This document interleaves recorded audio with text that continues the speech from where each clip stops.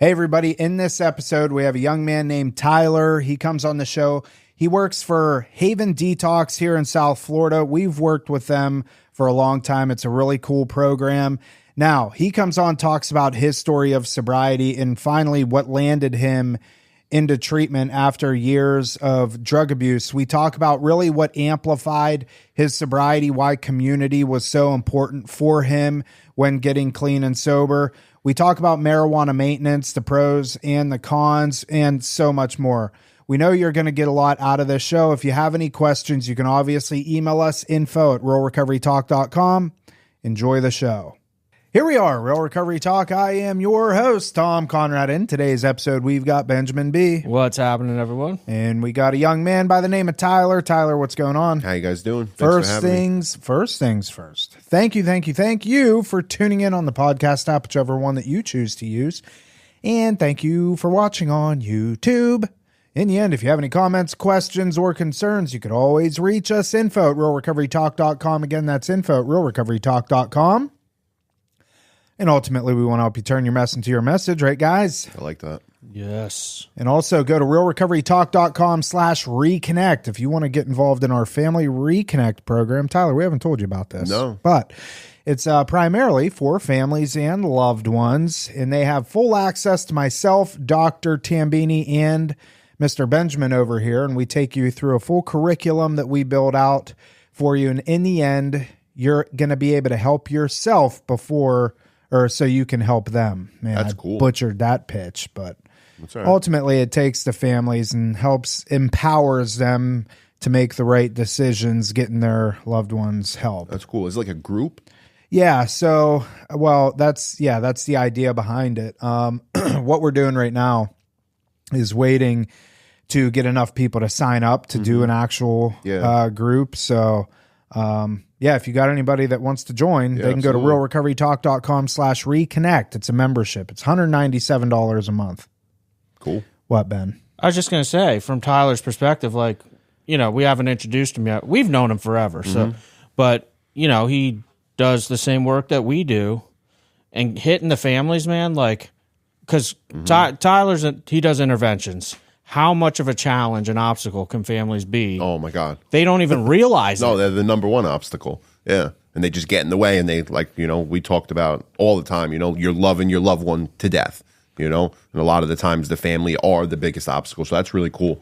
And I was talking to, I was telling you about Johnny, our vet guy. We were talking about that this morning. He said he had a Zoom meeting once a week with all the families, and it would really keep them involved. And if something happened, their loved one relapsed, the family was calling him because he was face to face with them over Zoom once a week. So that just popped into my mind too with that thing. Where you have this group, once a month, do like a big Zoom where everybody could talk and kind of bounce off each other. That's really cool. Yeah, because so much of the time, families, and it's not intentional. They just don't know any better. Yeah. And they a lot of times they'll call and tell us, well, my loved one needs this and they need that. And you're like, no, you need to get out of the way. Yeah. It's not what they need. It's what you need. And you need to join the Family Reconnect program. Yeah. The best one. Really I agree. Yeah, I agree 100%. Yeah. I might have to have my mom sign up, The one that, just because we're sober don't mean that we're not still sick. People go as far as with Dr. T, man, they'll get a hold of us saying what their loved one, what medications they need to be on. They need to be on this and this dose. And I'm like, oh my gosh. Well, that's one of the huge value adds with Tambini is that, listen, the three of us, we're great. We're in recovery. We know what we're talking about, but we're not doctors. And a lot of times people have a lot of medical questions. And I think that's where Tambini holds a lot of value because not only is she a medical doctor, she works in detoxes. She's an addictionologist. She knows the ins and outs when it comes to the medical side of addiction and a lot more than that. But, that's obviously her specialty. So, you could be getting buffaloed on medications that you don't even know about. Yeah. Oh, hey, Mom, they upped my gabapentin. Well, okay. And to a parent, they may be like, oh, well, that's great. That'll help you. And meanwhile, they're, snorting gabapentin in the bathroom and, so anyways. Yeah, we got some. I'm a pharmacist. Yeah. From the Streets University. It's messed up. Man. Full graduate. That was We a good got to one. make light of it. I like dude. that one. That was a good one. It's kind of like a dad joke. Yeah. Yeah, that was good. So one last time, go to realrecoverytalk.com/reconnect to get signed up there. And you can also go to realrecoverytalk.com/guide to get a downloadable PDF 5 steps that you could take to get your loved one the help that they need. And go to Mind Pump and listen to our episode that went out, episode 2392. If you want to Great watch episode. it on YouTube, that is going to be the best way. If you can carve out an hour and a half, it's been very impactful. We've gotten a lot of feedback from it. So, Really?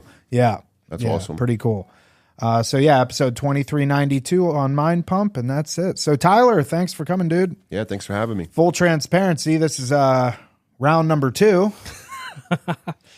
Yeah. Tyler has PTSD. I do. Hopefully, we're not going to have round number 3, but we'll talk about Yeah. that later. Well, Tell him what happened. Tell him what happened. yeah, I'm about to. We recorded, the 3 of us. This is probably a month ago, and it was great. I think we recorded for an hour and a half, and my SD card in my thingy here got corrupted, and somehow, some way, I couldn't recover it, and I spent hours. Really? Oh, dude, looked everywhere. downloading softwares to Really? yeah, dude, and it just and finally I'm like, screw this. Did you throw the SD card out? No, it's still sitting over there. He Why? put Do it- you know how to recover that No, stuff? I'm just hoping that we're not using it right now. No, we're not. Yeah, he put it back in. He blew it off. He probably has your initials on that one. Tyler's here. X next to it. Yeah. This is what we do to be able to get you to come back around. You know. Yeah. You guys like me too much. Yeah. So Well, he brought ice cream cake today. Yeah, I did. I brought an ice cream cake. What was Happy the birthday, occasion? Destiny. Shout out Destiny. Do we do shout outs on the podcast? You could do a shout out. do Shout out whatever you Destiny. want. Happy birthday. So we're going to do a positive affirmation card today. And today's positive affirmation is you already have what it takes, Tyler. I like that. I like the lettering too. Yeah, that's a cool font. Yeah. You already have what it takes. What do you think of that, Ben? He does have what it takes. What a handsome gentleman. He's a stallion. Thank you. So, Tyler, tell us a little bit about yourself. Where are you from? How much drugs did you use? Stuff like that. You want the real story or the dumbed down version? My name's Tyler. I'm from the Bronx, New York originally. I came to Florida like 9 years ago. I got sober out in Arizona, but opiate addict. You know, I'm a garbage can, a little bit of everything, but you know, you had to have the opiates before you could do everything else. It started, and we talked about this on the last podcast. Like my first introduction to opiates was very weird. A girl gave me a quarter of this little blue pill and told me to snort it. I did. I threw up all over the backseat of her car. And when I was done throwing up, I was looking for the other 75% of the pill. You know, like, where is that? That was the coolest thing ever. She's like, you just threw up. How old were like you there? 16, maybe. Yeah. So I had run-ins with like Xanax and stuff and little cocaine before that. But this was like that was like almost like the step over the gray line, you know, like we always rode that gray line, and it was like, yeah, we did drugs, but we weren't addicted. You know, we went to school and we got in trouble, but I didn't wake up every day needing something, you know? And then I did that quarter, that little blue pill. And I mean, every day since then, you know, you're chasing the high, and you wake up one day and you're like, I don't feel good. You know, this is weird. And then you get high and you're like, oh, I feel fine. And then you kind of realize, and the withdrawals, I don't know if you guys had that kind of like white light experience with the withdrawals. You don't know they're coming. And then one day they're just there, you know, and you're like, all right, well, now I got to do this every day. And you don't want to get high, but you have to. You know, I remember waking up in the morning and like, you know the drugs are there because you bought them the day before, but you're like frantically just ripping through drawers, like trying to get right. You know, you don't get high anymore. You just get okay. We talked recently on a podcast a few back, and we were talking about how getting high and getting drunk and all that stuff was convenient for a period of time until it wasn't. And then it became an utter inconvenience. Yeah. What was that like for you? So it's a joke. Like I used to tell everybody, like I didn't have a drug problem. I had a money problem at the end, you know, because that's what it is. It becomes Amen. such a heavy inconvenience where, like, I remember I was driving like a service truck, like for AAA for my cousin Mike's company in the South Bronx. And I'm driving around all day and, you know, like getting high. But what if I didn't have drugs that morning? Like I couldn't go to work. You know, I'm changing tires and batteries and stuff. So I remember like getting a AAA call, but the dude just called me too. You know, so it's like, all right, this guy's 40 minutes this way, but my drug dealer's 20 minutes that way. And I ended up losing that job since my cousin fired me, you know, because it was such an inconvenience. Like my job at that point became the inconvenience to me getting high, you know, like not vice versa. Getting high came first before everything, right. You know, no matter what. And it gets to that point where you're kind of like looking at like the phone bill. You know, we were talking about this the other day, like, drug addicts get to a point where the only thing that will get you drugs, you'll sell to get drugs, you know? And it is such a huge, huge inconvenience at the end where you don't want to get high every day you wake up like, I'm not doing this, you know? Like you promise yourself. I think we talked about that too. Like that empty promise you make yourself like on Friday night, you know, like I'm going to get sober Saturday and Sunday and I'll be able to go to work on Monday. And Saturday morning comes and boom, you know, you're on the phone getting drugs again because it's so strong. You know, You're so scared to get sick. Yeah, when you get to that point, I mean, you're in full blown addiction. Yeah. It's got its grips in you. And I mean, there's really, you know, a lot of kind of things that have to happen in order, you know, willpower.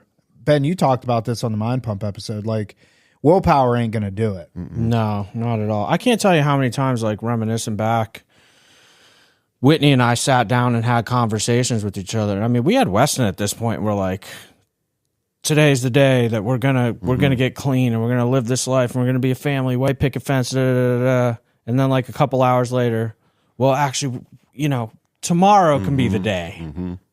Today's a rough day. Yeah, you always push it off. Oh, dude. But we meant it when we said it. Yeah. That was the thing. Like with complete conviction, we're doing this. Yeah. And it just went on and on. Next thing you know, years are passing. Yeah. No, I can remember it like it was yesterday, like waking up like Friday morning, going and getting my stuff and being like, this is the day. So I'd get extra too. You know, like I'd really go above and beyond and I would just get blasted. And then Saturday morning would wake up and I'd look around like, all right, today's the day. You know, like I'm not doing this today. 5 minutes later, man, that pit in my stomach comes, my legs start getting a little restless and I'm out the door, you know, and you know, that day turned into 2-3 years later, you know, I end up in a detox in, you know, Arizona in the middle of the desert. Like, you know, why didn't I just do this that day? But I didn't have the willpower, you know, like you almost get mad at yourself.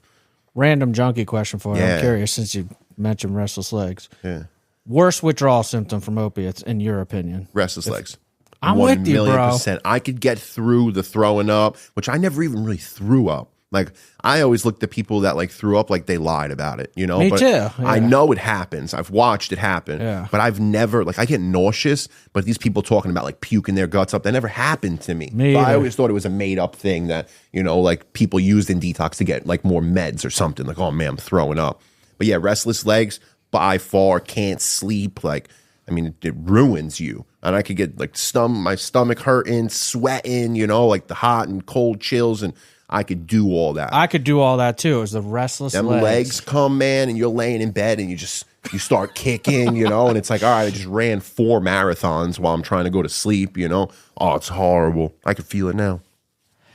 Wow. Yeah, It goes dude. back to gabapentin, you know. I remember somebody telling me one time, like, oh, man, you know, gabapentin's like a miracle drug, and they pretty much made it cures addiction, like gets rid of restless legs. And then here I am eating all this gabapentin, like just getting high, you know. It was like, all right, like you should have just told me, like, hey, take this and get high. Don't tell me it's going to cure my addiction, you know. That was a bad one, too, coming off of. That's the worst feeling, dude. Like the restless legs. The best way I can describe it is like you so badly want to go to sleep.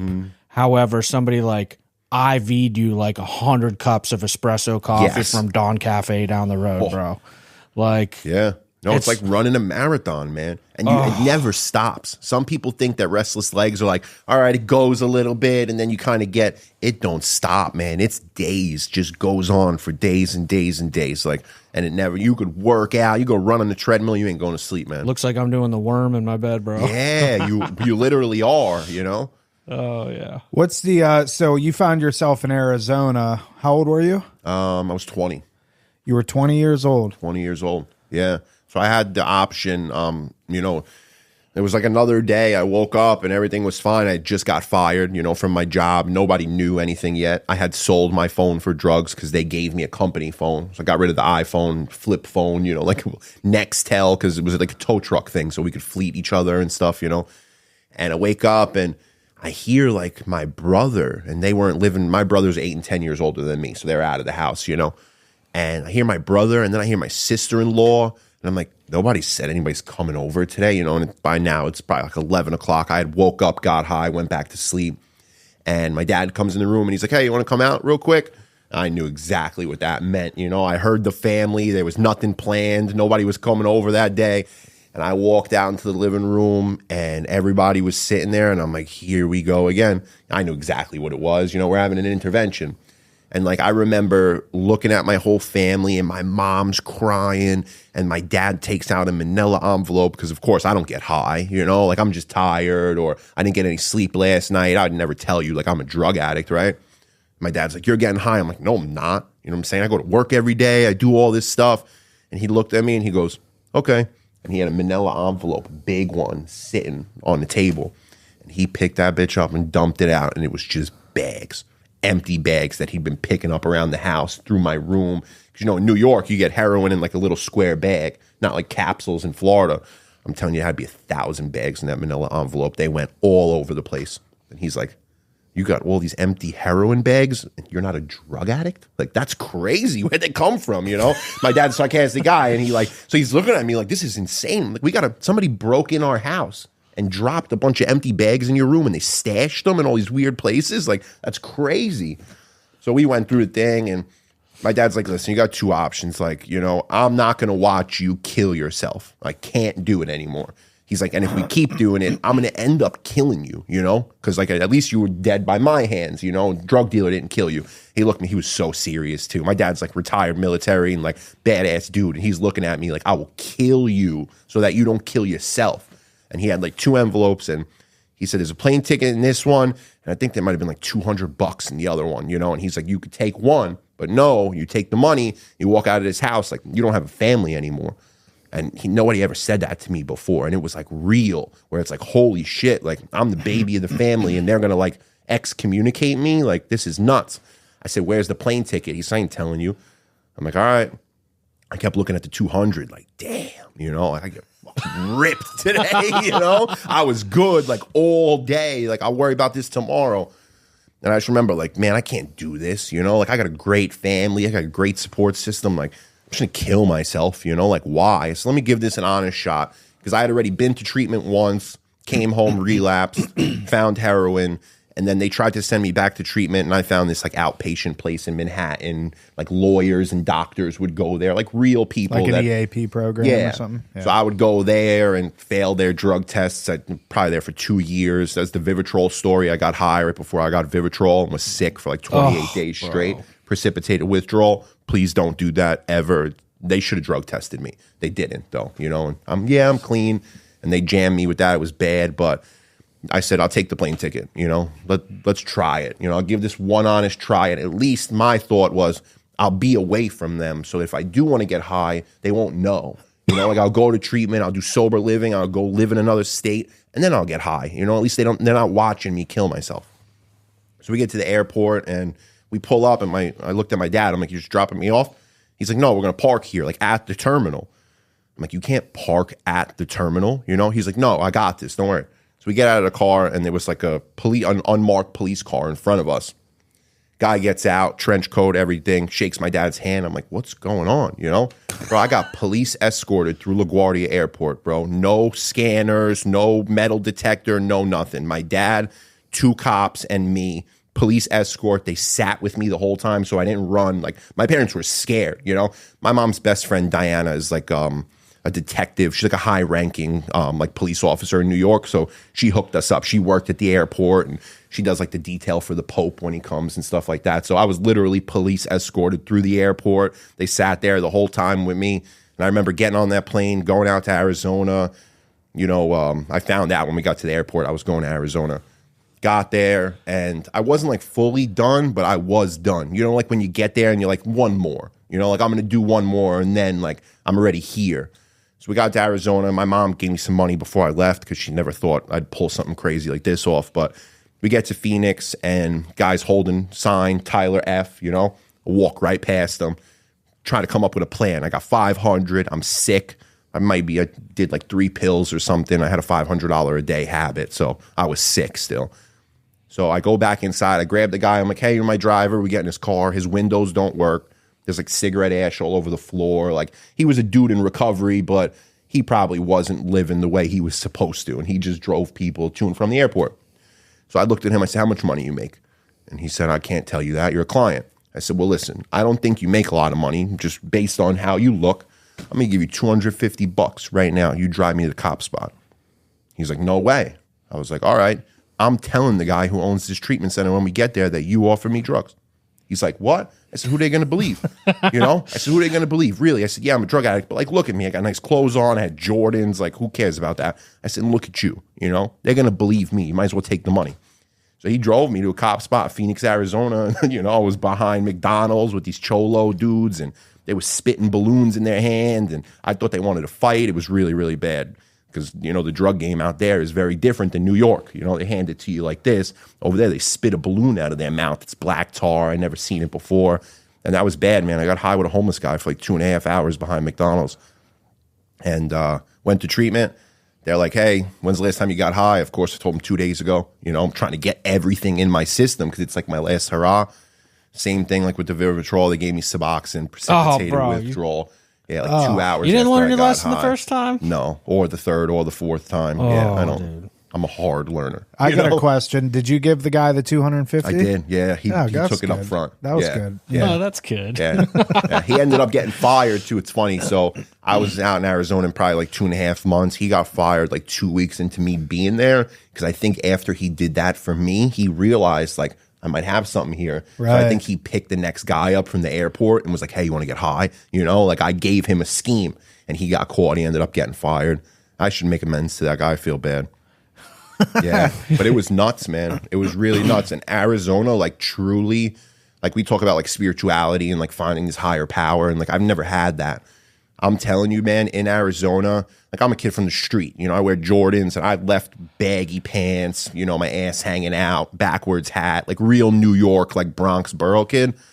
And I met these hippies out there and they were like, they didn't care what they looked like or, you know, everything was just like fine. They had like 6 months sober. These dudes were doing like drum circles and rock climbing. And I like fell in love with life out there. You know, it was like, it was real to me. I never seen anything like that. You know, I've never seen people like who just didn't care what you thought about them. They were sober. They were happy. And like, they didn't have this demon living inside of them anymore. Did you stay sober? And did you get sober in Arizona then? I came here. I've been here since. Yeah. So, I didn't realize that. Yeah. Yeah. What, so how long were you in Arizona? I was in Arizona probably about 2.5 months, and I wanted out of there. We were in like the desert, and it was snowing some days because you're up in the mountains kind of in Prescott, you know? So you drive like 20 minutes this way, you're in the middle of the desert, but 20 minutes this way, you're like on the top of this huge mountain. So it's snowing, but during the day, it's like super hot, and at night, it's super cold. It's weird in Arizona. I just needed out of there, you know. And there was some chick in Florida that was texting me, and she's like, "Come on, I'm sober. It's great down here, the community." And like, she really sold me like what Florida like was, you know, like what it is now. It wasn't that then when I got there, but yeah, I jumped on a treatment center. Actually flew me here. You know, it was a lot of different times back then, but I got flown here, and I was good ever since. You know, when was that? What year was that? 2015. Okay. Yeah. Yeah, beginning of 2015, I left New York. And so you had 2.5 months sober. You came to Florida. You went into sober living? I went straight into sober living. I did some IOP, you know, because that was like the thing back then. Right. You do like IOP, sober living. I did that. I started working at Tire Kingdom, you know, and I literally like everything that they told me to do when I left treatment, I did. You know, like when I got into sober living, and I'll never forget this. You pull up, the van pulls up, and I'm thinking I'm going to meet some young kid, you know, like house manager. This old man, Mark Hocker, will watch this too because he's very involved in recovery. You guys would love him. But here comes this old man come out the front, and he just, something not right about him, you know? I walk in the house, bro. He shuts the door. He starts screaming, "What's up? Job search. You're going to get a job. I'm going to change your life. You think you're a tough kid from the Bronx? Watch now."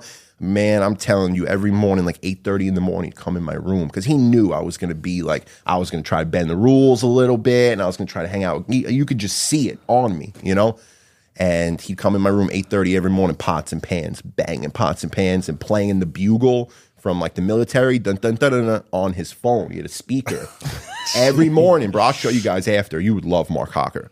But that was my life for like 4 months, bro. He would just scream every single day, get a job. He's like, I'm not letting you fail. I'm sorry. Like, but it's not going to happen. You could leave and go do whatever you want. But while you're living here, like, failure is not an option. And he told me, like, 7 meetings, like, you don't have something to do, like, after work, go to a meeting. I was going to 10 meetings a week, you know, fellowship, sponsor, everything.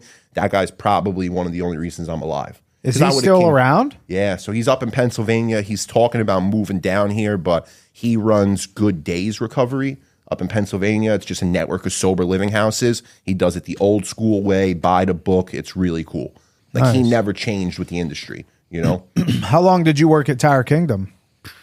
5 months, 6 months, something like that. And then I got a job at the Hope Center as a tech. So my buddy was like the lead tech at the Hope Center. They were in Boynton, and he's like, hey, you want a job? I had maybe 7 months at the time, 7 or 8 months, and you had to have a year to work in treatment.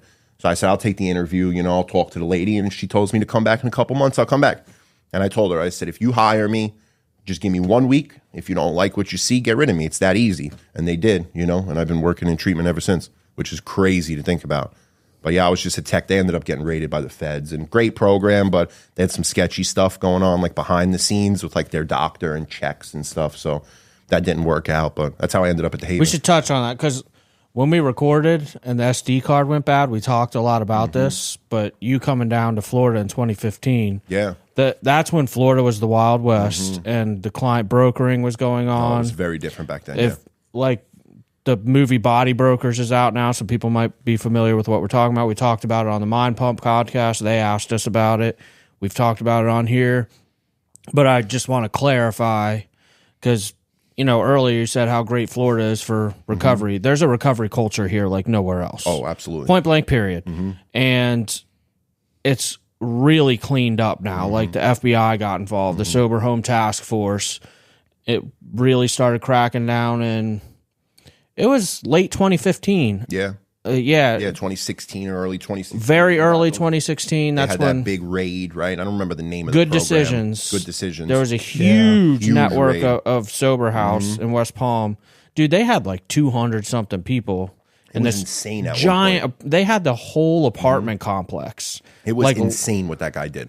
Yeah, and dude, there was like all kinds of insurance fraud and stuff, but you know, bad players back then in any industry. Absolutely, yeah. But yeah, they came in, cleaned it up, man. Florida is, in my opinion, the best place you can get treatment. We got the best model for treatment. I agree, because we've been through it too. You know, we watched the bad guys, the bad players. We watched what they did. We watched them go down. You know, we readjusted, you know, and we've readjusted since then, you know, a bunch of times to get to like where we are today, you know, our industry down here. Because we got a lot of bad rap, you know. 2015, you know, New York Times, front page, send your kid to Florida, get them back in a body bag, you know. Yeah. I remember reading that newspaper. Well, I want to briefly touch on this too, like, you know, part of your job. You want to tell them where you work, and then I'll jump into this? So I work for Haven Healthcare. We're a national organization of drug and alcohol and mental health facilities. We're based out of West Palm Beach, Florida, and we started, a lot of people know us as the Haven Detox. That was our first program.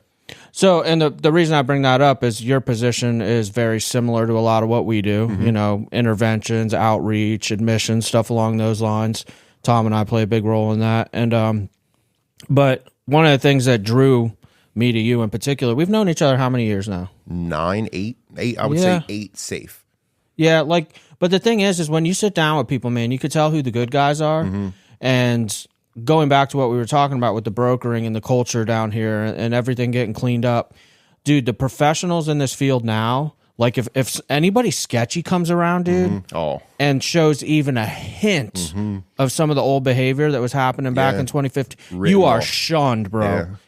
No one will touch you. Like, people quit the industry immediately. They don't stand a chance amongst the people that we are all left, communicate with each other too. You know, like there was that one guy that we were talking about a couple weeks ago, you know, and he came into the industry, a couple people said some things, all of a sudden I'm in group chats with 10, 15 people like, hey, don't work with that guy, you know? And that's what we do for each other. We look out for each other now. Yeah, like, I mean, how many people would you say that you know that do outreach, business development for treatment centers? Probably in the hundreds. In Florida or nationally? Let's just stick to Florida. Keep it simple for my little I would say mind. 100, like 100 probably in Florida. No, probably not. Probably 60 in Florida. Nationally, hundreds. Yeah. But I would say 60 to 70 people like on a weekly basis that like I either like interact with on Facebook, see at events, have coffee with. It's probably about 60.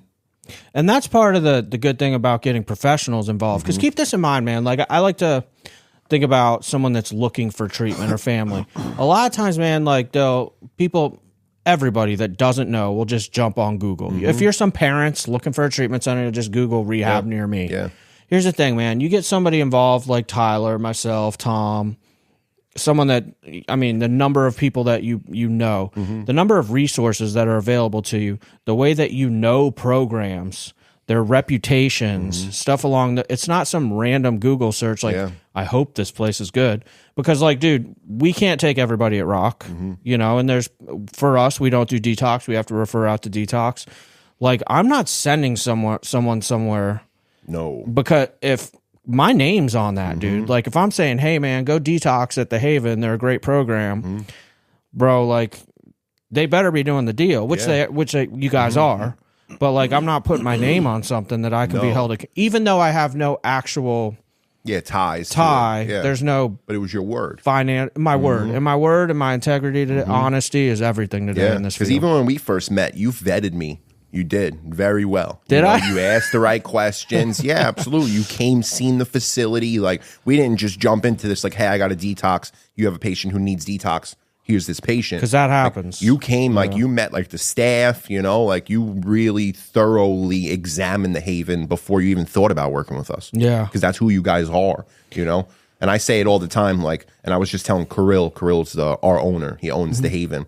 And we were talking about, like, the podcast stuff and, you know, like who is like the best facility in Florida right now. And I confidently said you guys, you know, because at the end of the day, like nobody does what Rock does, you know, and we could take the workout thing out of it, right? Like that's your niche, but even take that out. Like every employee here in this building has one thing in mind, and that's the well-being of the client. Right? At the end of the day, you guys go above and beyond for these clients. You don't blow your census up. You're not opening up all these facilities and getting ahead of yourself. Like you do something right, you know, and you do it full and wholeheartedly, you know, and like kudos to you guys for that. But I truly believe that you guys have the best PHP-IOP program in the state of Florida. Damn. Wow. Thank you. 100%. I'll stand on that. I'll say it to anybody. Have to cut that and put it into like some sort of commercial or something. Yeah. That'd be a good one. No, that's well, you know, back in the day, it's like any industry where money is, it's going to bring the bad players. Anything and that's lucrative.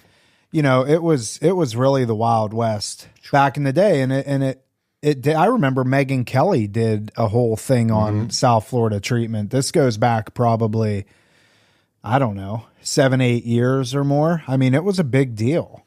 So here's the other part that I want to touch on too. Like for instance, what you were just saying, Rock is just a building, man. But you said it's the staff, the people, and that's the other benefit to getting professionals involved. Like, because when I send somebody to the Haven for their detox prior to them coming to us, if I hear something's off, like, dude, I'm not sending to a facility. I'm sending to Tyler as a human being. Because, dude, if I hear something, I don't know, man, it could be anything. Like a parent, the client will call the parent on their phone call and be like, "Oh, they're not medicating me right." I'll hit up and they'll reach out to me and be, "Ben, Haven's not doing it," and I'll call Tyler and I'll be like, "Yo, I'm getting this report. What's going on?" Or I'll go over there and visit in person, and Tyler will be like, here's what's going on. Here's what it is. And I'll be able to call the parent back and be like, "No, they're medicating them exactly like they're supposed to be.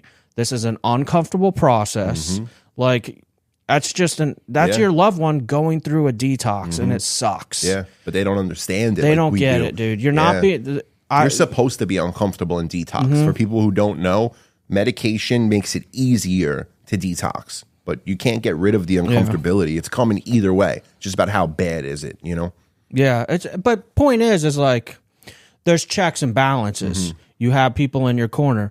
Like, for instance, sometimes clients reach out to Haven Detox first, and then Tyler will refer them over here for PHP, IOP, and same kind of thing. Like Tyler has a relationship with this person. He put his word that Rock's going to do what Tyler can call us at any point and be like, yo, I'm getting some reports, what's going on? And then once we communicate and know what's actually going on. And if there is a problem of some sort, because I'm not going to pretend like any facility's perfect. Yeah. No, we all have our issues. Yeah. We all fall short sometimes. Yeah, man. I mean, people make mistakes. It could be, who knows what. Yeah.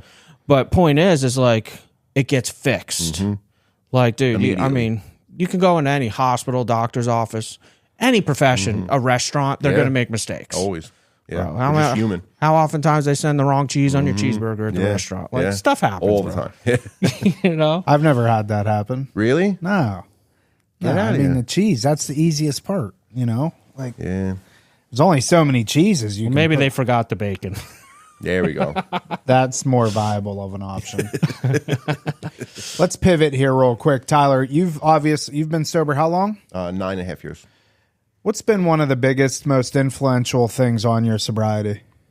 Like at a personal, like what influenced me the most, or like What really has amplified your sobriety in and of itself? Like, you know, if you have somebody that is in front of you and they're saying, I want to get clean, I want to get sober,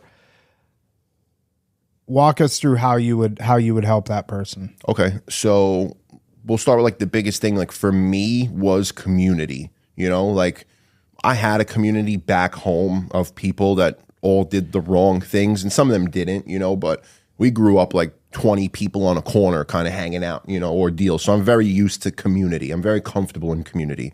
That was the biggest thing for me, was like people like sitting down with me that have been through it, like 10 years clean, you know, or even the guy that had 30 days clean but had 30 years on me, you know, just being like around a community of people that were like, hey, if you follow what I do, you'll be okay.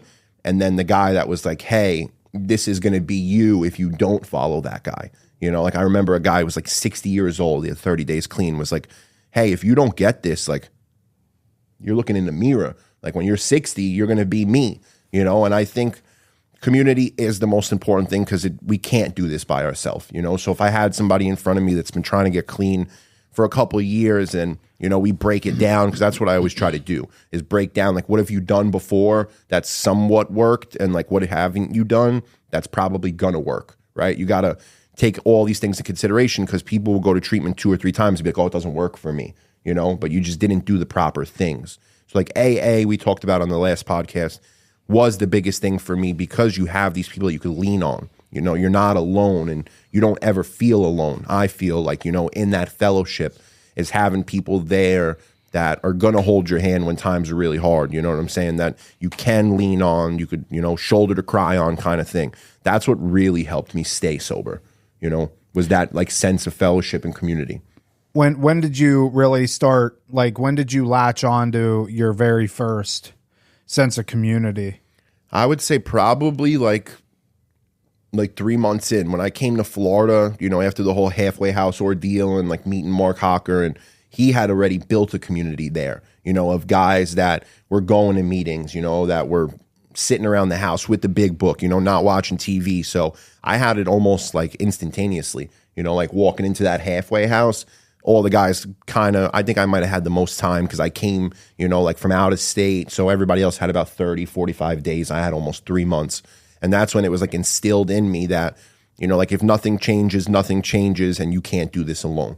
So yeah, almost like right off the rip. And I think that's probably why I stayed sober this long, you know, was because I didn't kind of push it off. I jumped right into the book. I jumped right into the meetings and really focused on getting better before anything else. Do you still talk to any of those people? So many of them. I was going to Really? ask Yeah. that question. Yeah. Really? A lot of them? But they're not all sober. So the guys from the house, I would say probably 50% of them are no longer on the earth anymore, because that's just what we run into. And I talked to 1, 2, 3, 4, 5 guys that are still alive. There's probably 7 guys. It was a big house. Some rooms had like, I mean, it was South Florida back then. There was 5 guys in one room, you know, like the master bedroom would have like bunk beds. Our house didn't have bunk beds, but it had like 4 beds in one room. And so we had a lot of guys, you know, a lot of guys. Some of them aren't sober? No, I think I'm the only one. Really? Yeah. What are they doing? Like marijuana Running maintenance? around, yeah, smoking weed. What's your thoughts on that?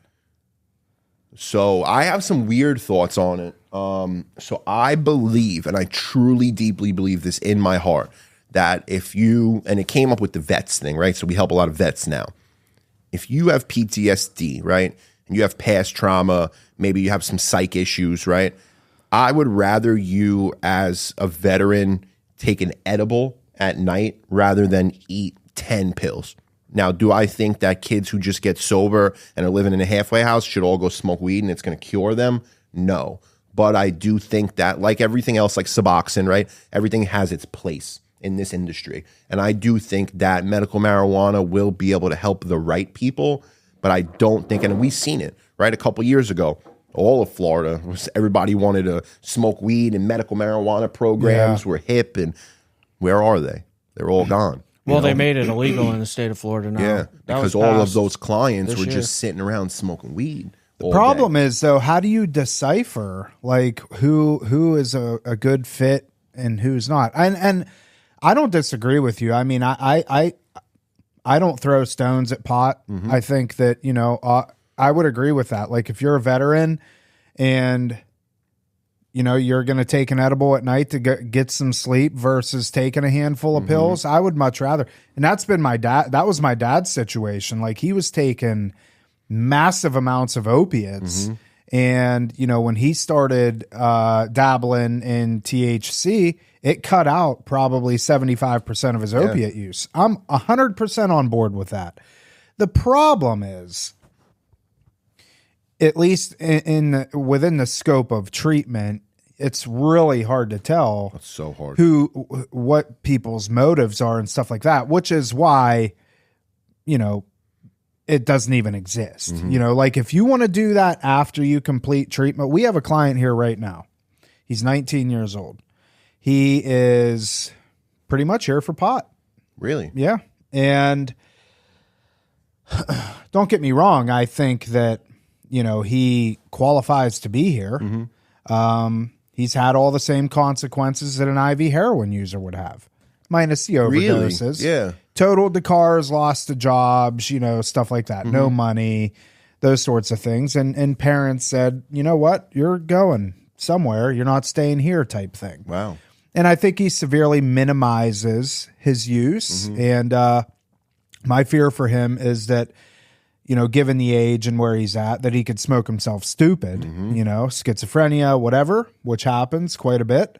But I was having a conversation with him yesterday, and he's very honest. He's like, I'm 19. I'm in college. Yeah. Like I want to, because it was in context of him getting a sponsor. And this is how green this kid is. He doesn't know. Yeah. He's like, well, what's the sponsor going to do? Like help me not smoke weed? Or because like, I'm going to go out and have some drinks, and I'm a college student. Like I'm going to go to the club and have drinks and stuff like that. But, if the sponsor can help me not stay away from the weed, that's pretty cool, and I genuinely believe that he believes he doesn't want to smoke weed anymore. And I said to him, we'll just call him Buddy. I'm like, Buddy, you're looking through the wrong lens here. You're looking at what's being taken away from you. I want you to try and flip the script and look and see what's going to be added to your life if you choose not to partake in smoking pot. I said, you're 19 years old. Of course, you're going to go back to college. Your buddies are going to go off to the clubs. They're going to be, having the drinks and dancing and stuff like that. And you're going to be in a position to where you're going to have to decide, do you want to go to these clubs and do these sorts of things and, potentially have fun? Or do you want to live this sober lifestyle and really do the things that most 19-year-olds at your age aren't doing? Yeah, really dig deep into it. Dig deep into it. You're building, you're in college, you're getting educated, you're building a life for yourself. You're taking a career path that, chances are your 19-year-old drinking buddies aren't going to do. Yeah. Those sorts of things. And it was really enlightening because we're used to seeing the IV heroin users and the full-blown drunks. And here we have an innocent 19-year-old kid that is here for pot. Yeah. And it's like, I personally don't care about the substance. What I care about is the lifestyle. Bro, weed had some very, very negative impacts on me as a young dude. Big time. I can honestly say probably in high school. Now, you know, this is me looking back and reflecting. Like, dude, in high school, I was doing everything. Benzos, opiates, MDMA, coke, you name it. Yeah. Every family of drugs. I was just a trash can at that point, before opiates became my actual drug of choice. But, dude, I was smoking a lot of weed. And I wasn't the kind of dude that would, like, go, hey, let's go all smoke a bowl together. Like, I smoked by myself. I wasn't sharing, just hitting the bowl all day long. Like, it wasn't a social thing at all. But, dude, you know, I've always been very open. Like, you know, I had the trauma when I was younger. Then the depression, the suicidal ideation all through high school. And it's hard for me not to look back and wonder, like, how much part the weed played back then. Because I was smoking a lot.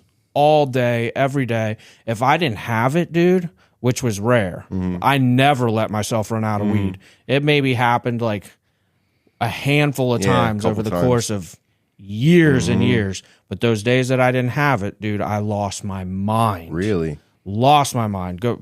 Fits of rage. Get out of here. Depression, mental breakdowns. Like, and you got to keep in mind, too, like, in today's day and age, dude, I'm a little out of the loop, so don't hold me to this if you're like a professional weed smoker today. But like, dude, back in my day, like good weed was like 17%. If it was really good, it was like 20% THC. Nowadays, bro, they got strains that are what? 40. Is it up to 40? I was going to say like low 30s. Yeah, I was talking to somebody the other day, maybe one of my buddies, he smokes weed back home, and he was telling me about this new weed that came out. It was like 40%. And yeah, it made him like nod out, and he's scared. He smoked it. And he's like an ex-opiate addict and everything. He just smokes weed normally. It's a very weird situation, and I don't like to compare him to anybody because I've never seen it done before. Like put down like all the hard drugs and smoke weed every day like a normal person. But yeah, even like these concentrates, like, we didn't have concentrates like growing up. We had weed. Yeah. Now they have weed that, like, you know, will give you effects and euphoria like cocaine. You know, they have weed that will put you down like heroin, you know, and it comes in all these different forms. Like, we just smoked regular weed. Now they're just smoking the THC out of the weed.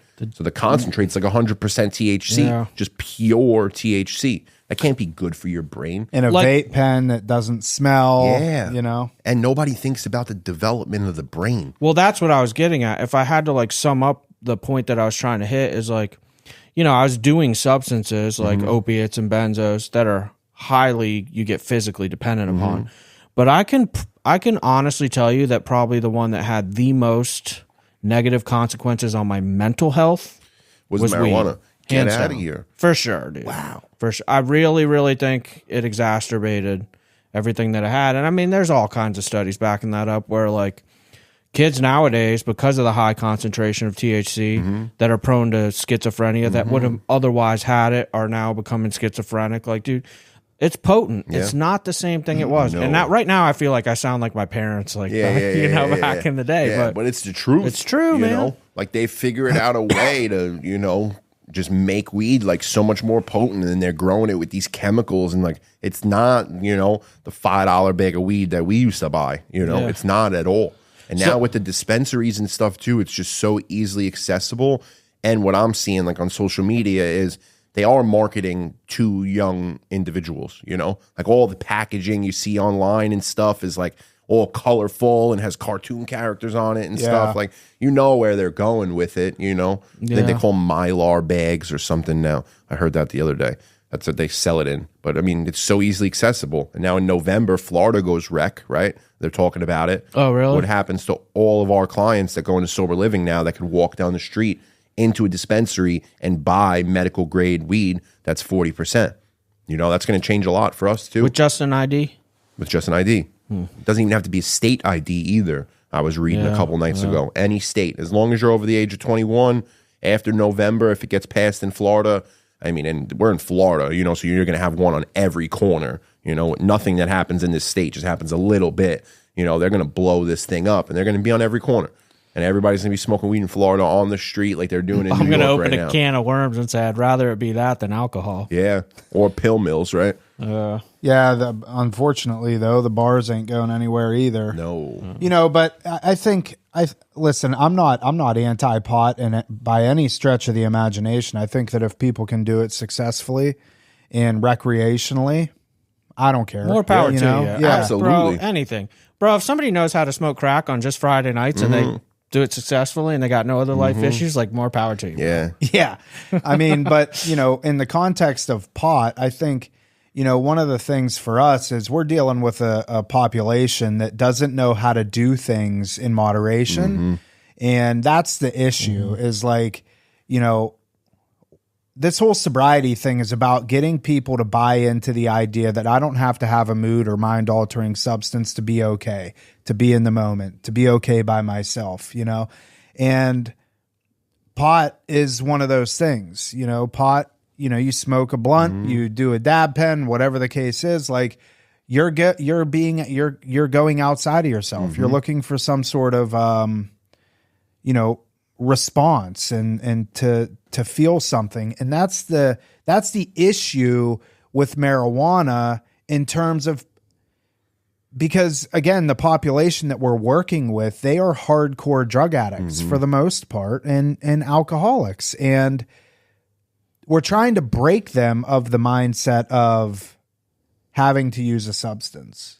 And, you know, the people that are like, oh, well, pot, it's, you know, it's just marijuana. It's not. Yes, it is just marijuana. It is. It's just marijuana. There's a whole litany of things that are so much worse than pot, but it's not about that. It's about, is it going to lead you back to your drug of choice?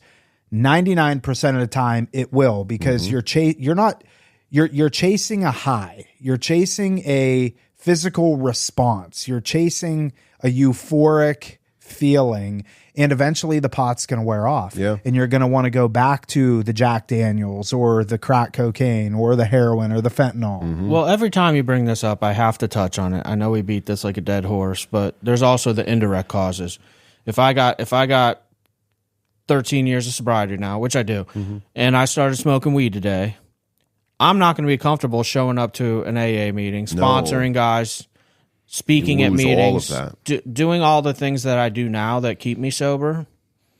So, like, indirectly, I don't think weed would necessarily bring me back to my drug of choice. I'd go back to smoking all day, every day. Don't get me wrong, like, out of control.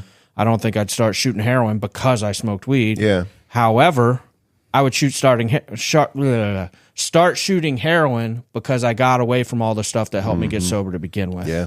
Yeah, no, So- I agree with you 100%. A lot of people say, too, like, oh, I didn't smoke weed and just think about shooting heroin. But, like, you smoke weed long enough, like, you don't have sobriety anymore. You know, that's where, like, that first drink thing comes into play for me. Like, yeah, you have the first drink, right? You're not sober anymore. So why do you care about doing the other stuff? You know, like, you threw your sobriety away. Yeah. Might as well go get high. That's what my brain's going to tell me, you know? Like, you threw this all away. You already drank and smoked weed. You might as well go do what you really want to do. So you forget about that second voice, too, you know? I have to bring this up now. I was telling the first thing I told Tom this morning. He called me at like 6 a.m. He missed me. Hadn't seen me since 4 o'clock. I didn't call you. Yeah, you did. You text me first thing this morning. Oh, well, you call. He wanted to hear my voice. You responded. You're high right now. It's all the MDMA. Here's where I'm going with this. So I told Tom first thing this morning, I was like, dude, and I'm 13 years sober. This is how strong addiction is. And my brain remembers. I had a dream last night that Tom and I smoked crack together. Bro, I have not had a using dream in quite a while. And usually what it was in early recovery is I would get the drugs but not be able to use them. As my recovery has progressed and I've gotten years under my belt, when I do have using dreams, I actually get high and get the feeling in the dream. That had never happened until I had like 10 years of sobriety. Which, because you're always like, you have it, but for some reason something Can't keeps do you it. from using it. Like, Yeah, I know. it's a weird like that. And then at about 10 years, I started having using dreams where I actually felt the drug, dude. And last night in my dream, I very vividly hit a crack pipe and felt the rush, the bell ringer, the train horn, everything. I remember Out of here. Tom's never done crack, and I was all distraught because I relapsed. And Tom's like, this is the greatest thing ever. And he's like encouraging me to do more. I never did crack. No? I did a lot of cocaine. Yeah, but you were an alcohol guy primarily, right? Yeah. So the alcohol came with the coke. Point is, dude, I woke up because I have a funny story about segue that. off of this. I woke up like, and even Sweating. in the dream, like panicked. I just lost my sobriety, dude. I was like, oh my God. So like, I think that dream was good for me to have. Yeah. Not Refresher. necessarily because I got high in the dream, but because I felt the consequences of, oh my God, I lost in that second. 13 years. Like, bro. Yeah, that's powerful. It hit me heavy, dude. Yeah. It's so wild that your brain remembers that feeling. Yeah, no, your brain remembers everything. Bro, it's wild. And that's why I think, too, a lot of the times, like, so say you got 13 years, right? And you throw it away and say you go start doing heroin. I truly believe that you will get physically addicted to heroin quicker than somebody who never did heroin because your brain remembers. 100%. Muscle memory. So as soon as you put that in your body, the next day you're probably going to wake up and your brain's going to tell your body that you're sick because it knows that when we used to do heroin, the next day we get sick. You know, and that's a lot of the times like people try to do one. That restarts your biological clock immediately. Like the second you put that drug in your body, that last 13 years didn't even really exist to your brain anymore. We're right back to like, you know, how heavy your use was before the 13 years. And that's how crazy the brain is, you know, it remembers everything. My sponsor told me into relation to chapter 3 more about alcoholism, where they talk about the alcoholic that didn't drink for 25 years, bone dry, and then relapsed and died after a successful business career. He's like, if you pull a car into a garage with 150,000 miles on it, leave it in there for 10 years, you pull it out, it still has 150,000. Yeah, I it like doesn't that. matter that it sat for 10 years. Yeah. Bro, same thing. Yeah. The odometer still reads the same. It's got that mileage. Yeah. You said you had a funny story. Oh yeah. We kind of passed it. No, we didn't. No, we didn't. I was at a house party in Pennsylvania, and there were a group of guys that they were crackheads, and they were also drunks, but whatever. And I was at this party, and I remember going down. We had basements, so I went down into the basement, and they were all there out smoking crack. And I remember it smelled weird, Like fresh broccoli, bro. yeah. And but there was this one guy that was the annoying, like would not stop at, and he never bought drugs or he was just the mooch, you know? And so he kept like asking for more crack, and the other crackheads were getting mad and like, stop, dude. Like we let you, you know, hit it or whatever, you know, crackheads do. We shared whatever. But then they were like getting frustrated. So this guy, he was upstairs. He ended up passed out, super drunk, but then woke up again. And the first thing that he wanted was crack. But he was so drunk that he couldn't even like stumble or whatever. So they took him downstairs. They drug him down the stairs, and there was like, it was open rafters, and they had, like you know how like you would hang bicycles and stuff, like like hooks and stuff. Literally grabbed him by his shoulders and like lifted him up and hooked him on the thing, and he's standing there like couldn't get off the hooks and everything, and was like and they left him there because like he would not leave him alone.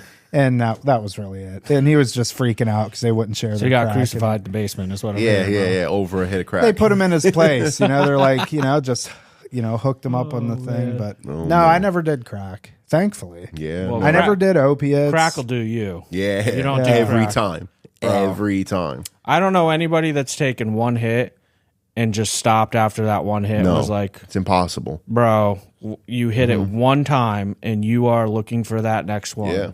My dad told me that he had like a 1 week stint with crack.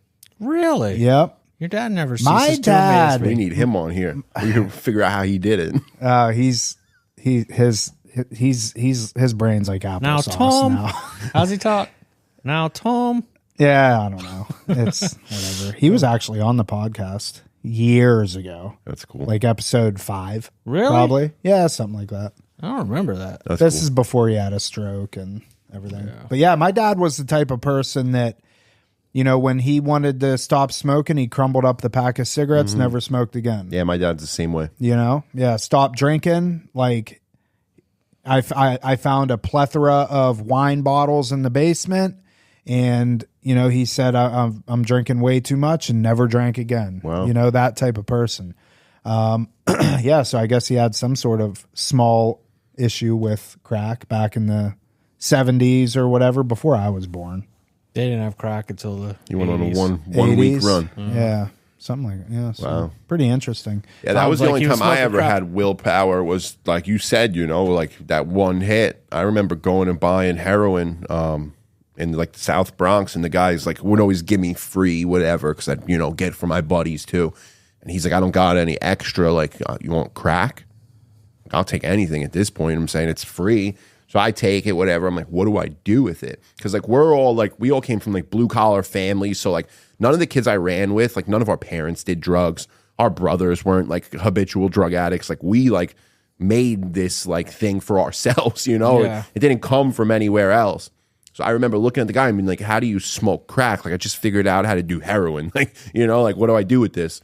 And he told me, he's like, go to the deli and tell me you want a rose. And then if there's this guy and he gave me a description outside, like he'll show you how to smoke it. I'm like, all right. So I go up to the store. I go in there. Can I have a rose? And they give me the thing and everything. I go outside. The guy's standing there. I'm like, what do I do with this? So he, right outside the deli in the Bronx too. Like we didn't get in a car or nothing. Like my first hit of crack was on a corner outside a deli, broad daylight. Like it was normal day. And I remember hitting it and blowing it out and getting them like bell ringers and just like feeling like, you know, like Superman almost, and being like, if I do this again, I'm so fucked, you know?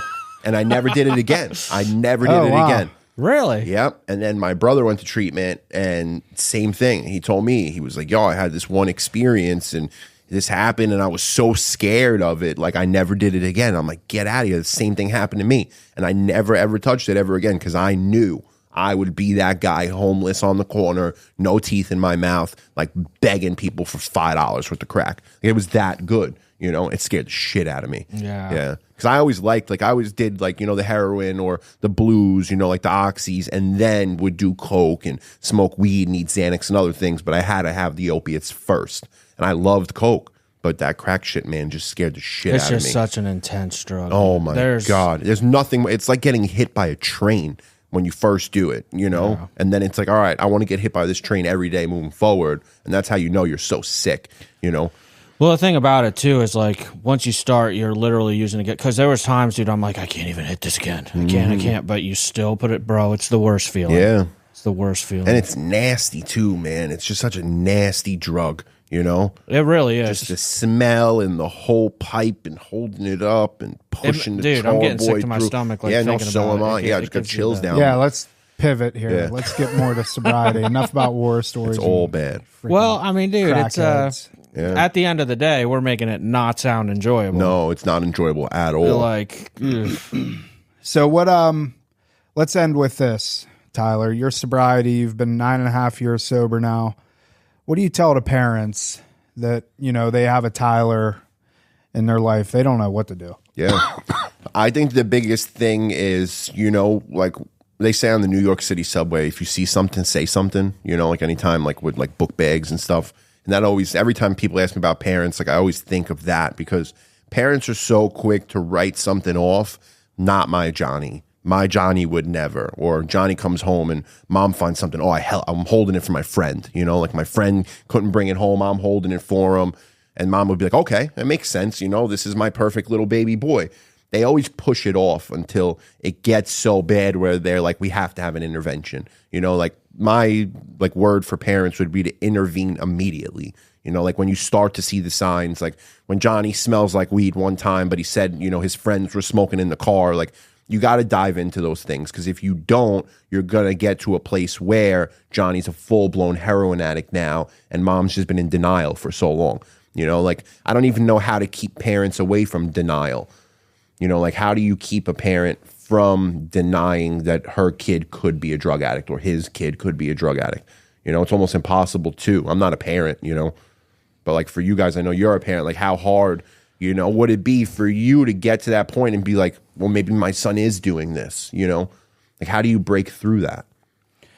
I think, well, you know, first off, my kids are young, 8, 6, and 4. So God willing, I don't have to deal with this. But, you know, I think we're in a different position knowing what we know, doing what we do. Doesn't take away from the fact that it will, if it does rear its ugly head, it will be, I don't know. I mean, I can't sit here and tell you that I won't be in denial. Yeah. But the difference, I think, is, yeah, I'll have a level of denial, but I will probably recognize that it's denial and still have to do something about it. You know, of course, I think parents are going to have some level of denial because we don't want to believe that our kids are using drugs or drinking or whatever. Yeah, it's a hard thing to wrap your head around. Yeah, but, I mean, we got to, you know, also use judgment, and like the likelihood of them not is extremely slim to none. Yeah. So, you know, if you do find out that they are doing something, I like what you said, you intervene,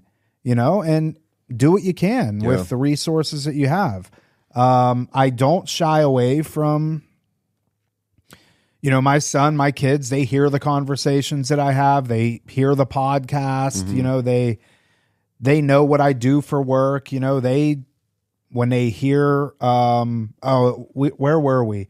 We were in Orlando just a couple days ago, and my wife's sister ordered a ginger ale, and my kids were like, "Is that alcohol?"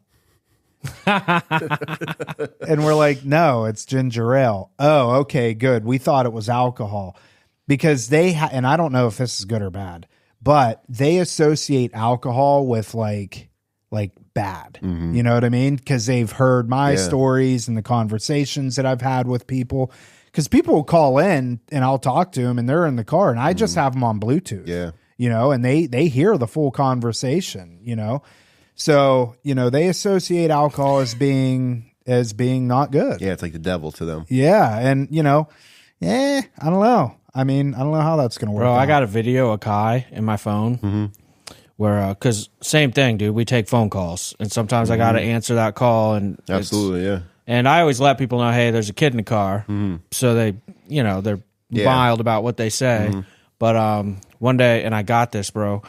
It was after football practice, and Kai looks at me. He's like, "Dad, when I grow up, can I go to detox?" I said, "I prefer not." Please don't. And, you know, Whitney turns around and says, "Kai, do you know what detox is?" He goes, "Yeah, that's where all daddy's friends go." I'm like, oh, my God, dude. Oh, shit. Man. Don't go to school saying that. Yeah. Well, if he does have to go to detox, we have a good place he can go. Oh, please no. Haven Detox. See, that's my kids, though. My 14-year-old, same thing as your kids. Like, alcohol's bad, weed's bad, everything's bad. Kai... He's like, dude, when I grow up, I'm going to vape, Dad. I'm like, he's 6, dude. I'm like, my 18th birthday, Dad, you going to buy me a vape? I'm like, no, buddy. How is Weston with that stuff? We've never really talked about it. He is, bro, he's the clean cut, like, football is the most straight important. Edge, yeah. I like super that. Straight edge. You know, but I'm not saying that, because I don't want anybody listening to get the impression that you still don't have to watch out. Because how many straight edge, completely anti-drug and alcohol athletes, so many, flip the switch and boom, all of a sudden they're the real deal. Yeah. So I do think it's a good thing, you know, but he is pretty anti-alcohol. Now, do you think that's because he knows, like, he's experienced obviously your stuff and yeah and he knows, hearing the conversations that you have and stuff like that? Like we've had discussions where, like, you know, he remembers when he was younger and, you know, Whitney and I were apart and he was going back and forth. And, you know, my parents, fortunately, were able to, while I was getting on my feet in early sobriety, dude, they helped me a lot with Weston. That's awesome. Like, bro, they would help me get him to school. I mean, dude, I didn't have 2 nickels to rub together. I had nothing. Yeah, you were trying to get your life together. I was, and they spent a lot of time with them. Like, and Weston remembers, especially in my early sobriety, I was working 6 days a week. I was traveling from Donald Ross Road to my job was 57 miles one way off Southwest 10th down in Deerfield. So I was having to leave before the sun was up. I was getting home when it was dark. I was trying to build my life, dude. Yeah. And it took it took a couple years of time away from him. It all ended up working out for the better, obviously, but like I can't get that time back. But he remembers that, and I think that plays a pretty big role, dude. Like, because I tell him, I said, Weston, that was a consequence. That happened to you, and I spent less time with you because of consequences of my drug addiction. You know, Yeah, so he understands it. Yeah, He knows, like, if I do this, this is going to happen. yeah, and you know that makes me want to bring up too. In early recovery, dude, if you got kids, your kids, to be straight up, are still going to be paying the consequences for a few years while you put your life together. Today, I'm in a different place where I'm in a spot where I provide for them 100%, dude, like in every aspect. But in early recovery, dude, your kids are still paying consequences for your addiction. Because you're building. Yeah, you're building. Your energy and resources are going towards your sobriety, which is the right thing. Yeah. But a lot of people get sidetracked and they're like, oh, I got to focus on the kids. I get where they're coming from because you start to feel guilty. You're like, well, I'm sober now. I should be with them nonstop. But if I didn't build my life, dude. Yeah, you wouldn't have that. I wouldn't have what I have today. A lot of the times, them. too, in detox, we run into that, you know, like people saying, like, I got to get home to my kids. I got to get home to my kids. Like, what benefit what do are you you get- doing your kids right now, man, you know? Yeah. What are you getting home to? Yeah. Well, that was good. That was fun. Yeah. Always fun. What do you think, Ben? Any final thoughts? No fun. Dude, I always enjoy talking to you. Yeah. No, we always have fun. Yeah. I could do this once a week. Yeah. I could be like your special guest speaker, and people will just fall in love with me on the internet. Maybe. Yeah. Yeah. I've always wanted to be like an internet personality, you know? Tyler from the Bronx. Yeah. If you Tyler learn from how the to Bronx. edit and you do all the editing and all that stuff, I don't care. We'll run a third episode. There we go. So, Tyler from the Bronx. Get me on the computer. I just don't want that SIM card, the janky one. Give me a The good one with your initials on I need it. a good one. And the X. All right. This was cool. That is it for this episode of Real Recovery Talk. Thank you for tuning in. In the end, if you have any comments, questions, or concerns, you can always reach us, info@realrecoverytalk.com. Again, that's info@realrecoverytalk.com. And ultimately, we want to help you turn your mess into your message. That is it. We will see y'all later.